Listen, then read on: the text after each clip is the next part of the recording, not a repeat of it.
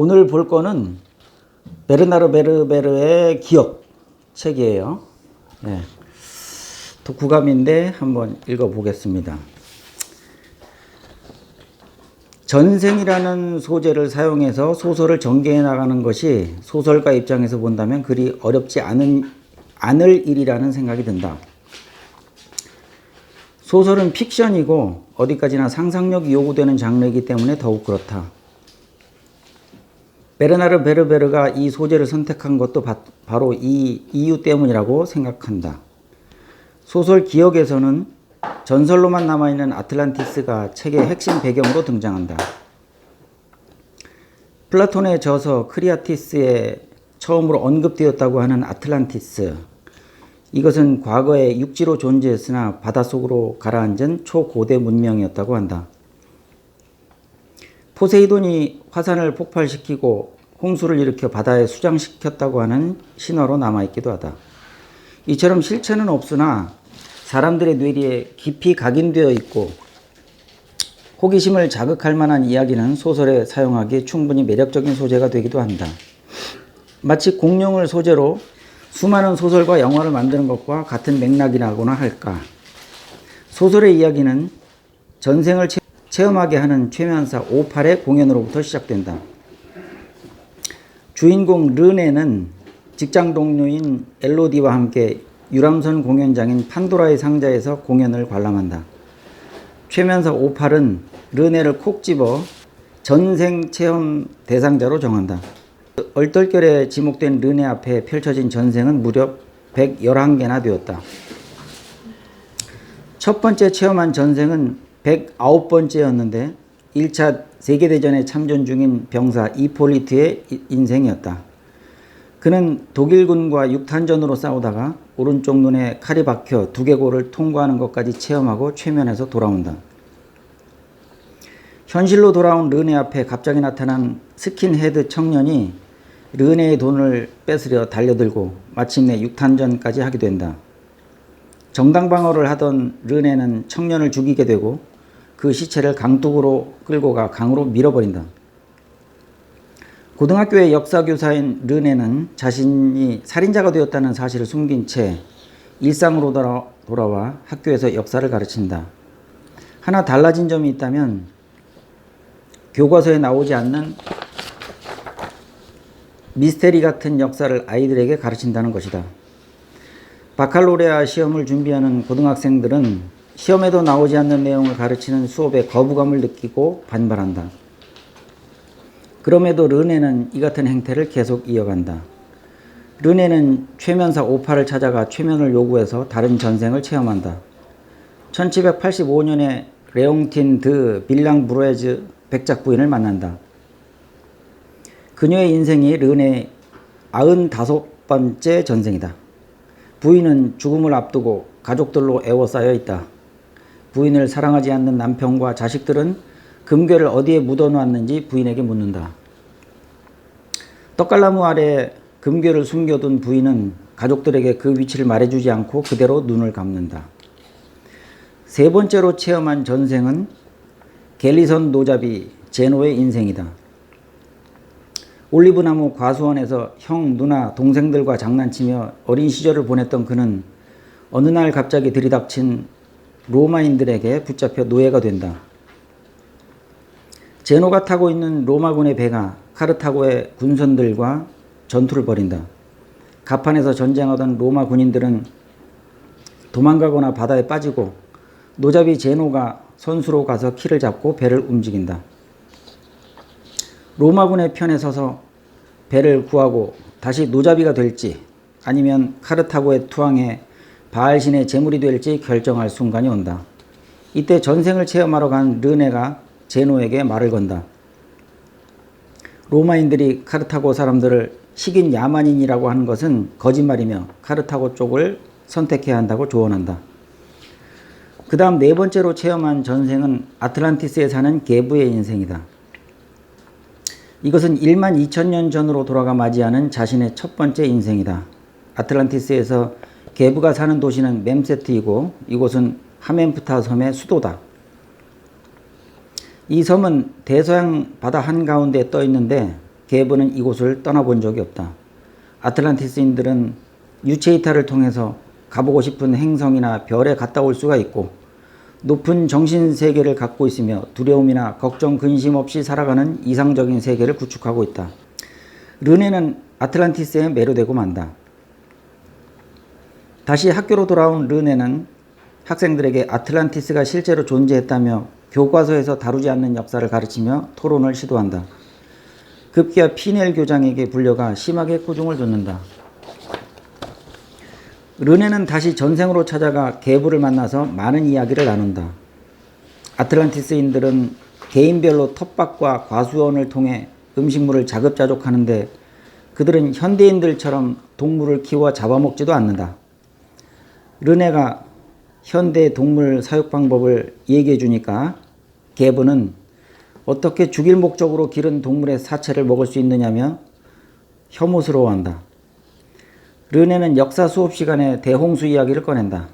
기원전 1600년경 히브리인들이 쓴 구약 성서 창세기 7장에 나오는 노아의 이야기를 하며 힌두교 경전과 중국 사상서 화남, 마야 경전 포폴부에도 홍수 이야기가 나온다는 것을 연관지어 설명한다. 아틀란티스도 대홍수에 의해 바다로 가라앉았다는 것을 증명이라도 하려는 듯이 르네는 생각한다. 거짓을 듣는데 익숙해진 세상에서는 사람들이 진실을 의심하기 마련이지. 하지만 끈질기게 설득하면 결국 스스로 생각하고 싶은 마음을 갖게 만들 수도 있을 거야. 나는 저 아이들이 생각에 게으른 사람이 되지 않게 스스로 생각해서 자기만의 의견을 갖는 방법을 가르쳐주고 싶어. 직장 동료인 엘로디와 학교 식당에서 식사를 하고 있을 때 경찰이 들이닥쳐 르네를 체포해 간다. 앞서 르네가 스킨헤드 청년을 죽이고 강물에 밀어넣었던 사건을 조사하기 시작한다. 사건을 자백하라고 강하게 압박하는 경찰 앞에서 덤덤하게 자신은 정당방위를 했으며 무죄라고 주장하자 르네의 태도를 보고 경찰이 오히려 놀란다. 그런 와중에도 르네의 머릿속에는 80만 명의 아틀란티스인들을 홍수로부터 구해야 한다는 생각이 떠나지 않는다. 자신의 전생인 게브에게 찾아가 대홍수로부터 살아남을 수 있게 힘을 쓸 수 있을 거라고 생각한다. 결국 유치장에 갇힌 르네는 화장실에 가서 본인에게 최면을 걸어 아틀란티스인 게브를 만난다. 그와 많은 이야기를 나누며 아틀란티스인들의 의식구조를 이해하려고 애쓴다. 아틀란티스인들은 아무것도 소유하지 않는다고 말하자 르네는 말한다. 당신과 대화를 하다 보면 돈과 보상과 처벌이 전부인 가지지 않는 것을 가지려는 욕망과 가진 것을 잃을지 모른다는 두려움을 삶의 동력으로 삼는 우리 시대의 낡고 즉자적인 사고방식에 내가 길들여 있다는 사실을 깨닫게 돼요. 유치장에서 하룻밤을 잔 르네에게 다음날 엘로디가 찾아와 면회를 신청한다. 엘로디는 르네가 이제껏 이야기했던 아틀란티스에 관한 이야기를 믿지 않았고 그에게 정신적인 문제가 있다고 판단했다. 그를 마르셀 프루스트 정신병원에 입원시킨다면 유치장에서 나오게 할 수 있고 정신적인 질환도 치유할 수 있다고 믿었기 때문이다. 그 설명을 듣고 르네는 순순히 따라 나선다. 정신병원에서 그의 치료를 맡은 막시밀리엥 쇼브라는 의사는 비정상적인 방법으로 르네를 치료하려고 한다. 치료가 아니라 고문에 가까운 전기 충격 기법으로 기억을 삭제하고 새로운 기억을 심어 넣어야 한다고 주장한다. 그가 르네에게 전기 충격을 가하려는 순간 르네는 자가 최면술로 게브를 찾아갔다가 다시금 111번째 전생인 캄보디아 승려에게로 찾아간다. 그와 대화를 나누며 고통을 피하는 방법을 배우고 다시 현재로 돌아온다. 정신병원에서 탈출하기 위해서는 전투력 강한 전생으로 찾아가 도움을 구해야겠다고 생각하고는 109번째 전생인 이폴리트 상병에게 다시 찾아간다. 결국 이폴리트의 전투력을 힘입어 병원 구급차를 타고 탈출하는 데 성공한다. 르네는 아틀란티스에 일어날 대홍수에서 사람들을 구하고자 한다. 최면을 통해 아틀란티스에 가서 위험을 알리고 대피시키는 동시에 1만 2천년 전에 있었을 아틀란티스가 위치한 곳까지 최대한 접근하고자 오팔과 함께 날치라는 이름의 요트를 구입한다. 최면을 통해 계부에게 찾아간 르네는 우여곡절 끝에 80만 명의 아틀란티스인 중에서 174명을 구해낸다. 그들은 동쪽으로 항해해서 훗날 이집트라 불리는 육지에 다다른다. 항해 도중 8명을 잃고 22명이 실종되는 바람에 144명만이 끝까지 살아남는다. 르네와 오팔이 탄 날치호도 이집트 해안에 다다른다. 계부를 포함한 144명의 아틀란티스인들이 당도한 육지에는 소인들이 살고 있었다. 그런데 알고 보니 육지인들이 소인이 아니라 아틀란티스인들이 거인이었던 것이다. 그들은 17m의 키를 가지고 있어서 육지인들과는 무려 10배나 신장 차이가 났다. 르네가 계부와 만났을 때 그것을 알지 못했던 것은 그들의 만남이 육체적 만남이 아니라 영혼의 만남이었기 때문이다. 계부는 아틀란티스에서 문명을 이룩했던 자신들의 역사가 영원히 사라질 것을 두려워한 나머지 기록을 남기기로 한다. 이것을 이집트 남쪽 사막의 오아시스에 있는 동굴에 가져가 후세 사람들이 찾아낼 수 있기를 바란다. 마침내 현생에서 르네와 오팔은 그 지점이 어디인지를 찾아내고 그 역사적인 발견을 대외적으로 공식 인정받고자 한다. 르네는 예전의 직장 동료 엘로디에게 전화를 걸어 도움을 요청한다. 마침내 엘로디가 르네의 말을 믿고 이 일에 합류한다.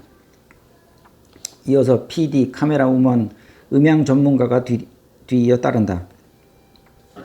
역사적인 대발견으로 언론을 뒤흔들려 했던 시도가 실패하는 일이 벌어진다.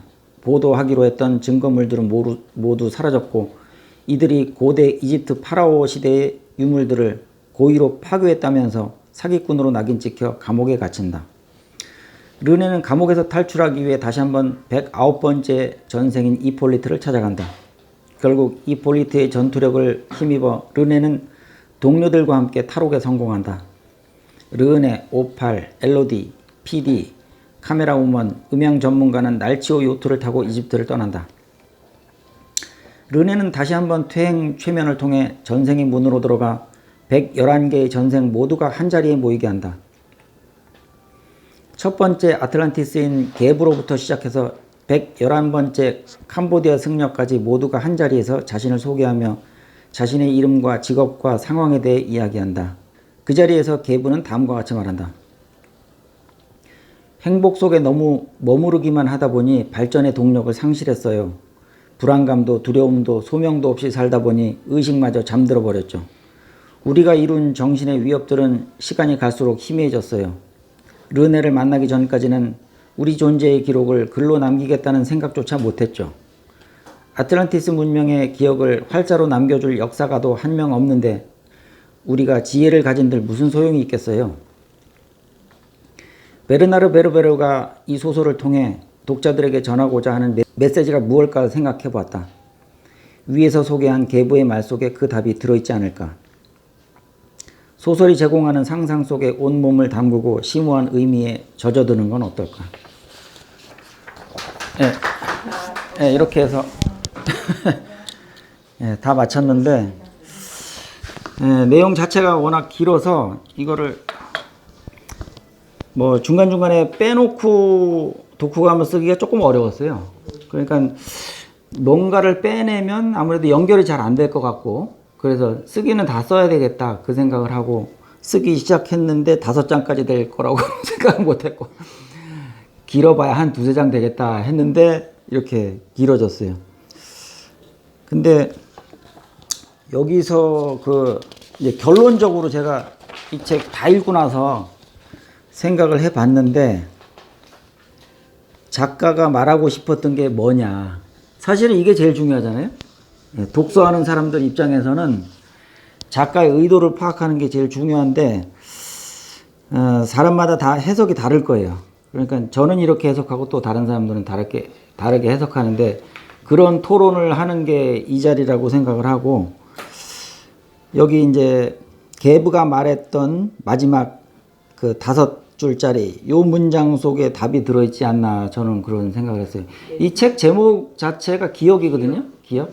역사의 기록을 남겨야 된다는 거 거기에 좀 포인트가 있는 것 같긴 하고 또 그 메시지만 있는 건 아니고 또 다른 메시지도 여러 가지가 있지만은 이 사람이 또 소설가다 보니까 소설적인 재미를 추구하기 위해서 많이 노력을 했겠죠.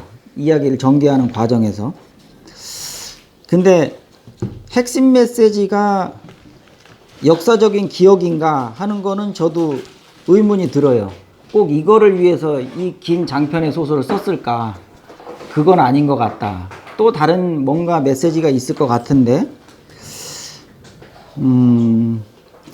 물론 이 줄거리 속에 들어있지 않은 내용도 굉장히 많기 때문에, 예, 책을 안 읽으신 분들이 이 줄거리만 보고 다 파악하기는 좀 어려울 것 같은데, 이제 작가가 말하고 싶은 게 또 행간에 많이 묻어 있잖아요. 그걸 이제 읽어보지 않으면 그 뜻을 알 수가 없으니까 다는 파악을 못 하실 거라고 생각을 하고, 또 전생이라는 소재를 쓴 이유는 제가 봤을 때는 이제 재미라는 요소 때문에 했던 것 같고요. 뭐 그거 말고도 많이 있겠죠. 그리고 제일 흥미로웠던 게 뭐냐면은 이제 맨 마지막에 나오는 거 있죠. 111개 전생에 있었던 나의 자신의 분신들 자신과 같은 사람들 한 자리에 다 모이게 한단 말이에요. 원으로 이렇게 만들어 가지고, 이게 뭐 가능한 일은 아니지만 그렇게 모아놓고 이제 토론 같은 토론을 해요. 뭐 긴 토론은 아니지만 자기소개 같은 걸 한단 말이죠. 그러니까 첫 번째 계부에서부터 시작해서 두 번째, 세 번째 쭉 얘기를 하는데, 이제 여기서 말하는 건 그거예요. 전생에서 그 다음 생으로 가기 전에 전생에서 있었던 일들 중에서 아쉬웠던 부분이 있잖아요. 그러니까 뭐 독신녀로 살았던 사람이면은 그 다음에는 이제 독신의 반대로 산다든지 이렇게 반대의 생을 사는 그런 생이 이어진다. 그런 식으로 해서 다음 생이 정해진다. 뭐 이렇게 얘기를 하고 있어요. 근데 이제 제 개인적인 생각을 덧붙여 본다면, 이거는 그 불교에서 말하는 윤회로 설명한다면 뭐 종교적으로는 그렇게 설명할 수도 있겠지만, 저는 종교를 싹 배제하고 그냥 생물학적인 과학적인 측면에서 생각한다면, 제가 아는 범위 내에서는 전생은 불가능하다고 봐요. 왜냐하면 잘 생각해 보면 되죠. 이제 인간이 태어나는 과정을 잘 생각해 보면, 엄마가 임신을 해가지고 애가 거기서 만들어지잖아요. 근데 아이가 만들어질 때 그 과정, 그 다음에 이제 세상에 딱 태어났을 때 그 뇌가 기억하고 있는 게 뭐냐를 생각해 본다면, 제가 봤을 때는 제로라고 봐요. 기억 자체가. 애가 태어날 때는. 그렇지 않겠어요? 생물학적으로 본다면. 그러면은 그 전생의 기억이 만약에 이 새로운 아이의 기억에 영향을 준다고 이야기를 하는 것 같은데, 그거는 불가능할 거다. 생물학적으로. 저는 그런 생각을 하고, 0에서부터 기억이 하나씩 쌓여가지고 그 사람의 인생을 만들어가는 거지, 그 전에 있었던 기억이 과연 영향을 줄까? 그건 아닌 것 같아요. 요거는 이제 제 생각이고, 또 다른 분들의 의견도 있겠죠. 근데 지금 이 줄거리를 놓고 볼 때 여기서 지금 작가가 또 말하고 싶었던 게 뭐가 있을까요? 저는 다 읽고 나서도 정확히는 모르겠어요. 그러니까 역사의 기록을 남겨야 된다는 메시지가 있는 거는 분명한데, 그 외에도 아주 중요한 메시지들이 더 있을 것 같아요. 그게 뭔지를 좀 얘기해 보는 게 의미가 있지 않을까. 서 선생님은 어떻게 생각해요? 예. 여기 르네가 궁실대원이 잡혀갔을 때 기억을 삭제하고 새로운 기억을 심어놓는 것 때문에 이거는 완전 자신을 파괴하는 거잖아요. 그래서 또 완전 탈출을 해야 되는 제일 큰 계기가 되는 것 같은데, 그래서 자신만의 기억이 굉장히 중요하고 그게 자신의 정체성이 되고요. 그렇죠. 그게 그걸로 끝나지 않고 거기 마지막에 기록으로 남기는 거. 예. 예, 그게 이 두 가지 하는가. 자신만의 기억을 기록으로 남기는 거. 이게 좀 메시지. 그리고 이 그 제목 자체가 기억인데 주인공을 역사 교사로 만든 이유가 있을 거예요. 그거는 전체에게 이제 우리 한 개인의 역사가 아니고 전 인류의 역사를 아틀란티스처럼 없어진 것도 다 알 수 있게끔 전 인류의 역사를 우리가 좀 생각을 가지고 보게 만드는 그런 그러니까 이런 개인의 역사, 이는 우리 전 인류의 역사 이걸 다 기억해서 우리가 그걸 계기로 우리 자신만의 생각을 해내고 창조를 하죠. 그러니까 소설가 입장에서는 이 주인공의 입을 통해서 대사를 전달해야 되잖아요. 그렇기 때문에 역사가라는 캐릭터가 필요하지 않았을까. 근데 이제 내용을 쭉 살펴보면 뭐 1차 대전 얘기도 나오고 뭐 중세시대 뭐 중간중간에 역사들이 쭉 나오면서 왜곡된 역사에 대해서도 이야기를 하고 있거든요. 그러면 이 왜곡된 역사는 보통 사람들이 갖고 있는 그 상식이 아니고 사실은 이거였다 이렇게 일깨워주는 부분들도 있어요. 그러려고 하다 보니까 캐릭터가 역사 선생이 되지 않을 수가 없었다. 저는 그렇게 생각을 합니다. 그 아까 왜곡된 기억 넣는 게 요 정신신경과에서 기억을 삭제하고 새로운 기억을 집어넣는 그게 왜곡된 기억을 조작하는. 그렇죠. 그리고 또 재미있는 요소는 뭐냐면은 이 아틀란티스인들이 17m였다 그러거든요. 신장이. 그게 참 재밌더라고요. 그게 뭐하고 딱 겹치냐면은 아바타에서도 그 종족이 사람보다 키가 크잖아요. 예, 그게 딱 떠오르더라고요. 그리고 또 뭐 거인이 살았다는 전설들도 있대요. 역사 여러 곳에서 거인족이 살았다. 근데 그런 거를 이렇게 가져와서 소설의 소재로 삼은 것 같습니다.